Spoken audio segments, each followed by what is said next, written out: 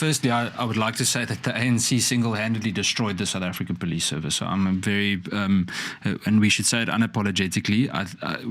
We've come to a point now where the South African Police Service, let's use the Hawks as an example. I think they're running at a 47% capacity at the moment. And year after year after year, there's asked for resources.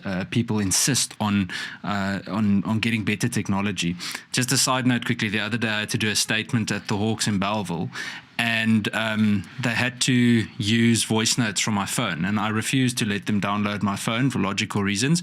And then they said, I can send the voice note, but they'd have to go and get a CD to put the voice note on the CD. Now, when last in your life did you go and use a CD. Write a CD? Whoa. You know what I mean? So, and that's the Hawks. They're meant to be the elite crime fighting unit. And the reason why I started with a political answer is that it falls under national government. And despite, and JP will elaborate far more than I can about it, but just in terms of the devolution argument, legislation already allows for that to actually be decentralized and for local and provincial government to play more of a role. But in short, it's a national government competency. At most, on a provincial and even a local level, we can do oversight. And there are bodies and representatives that can do oversight.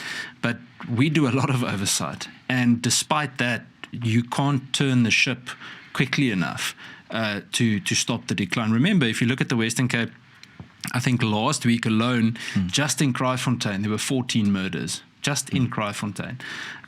That's excluding the rest of the Cape Flats. And even though the reaction to most of the crime scenes is great, especially by Metro, even with our incident, the speed at which Metro was there, and JP can touch on that too, was phenomenal.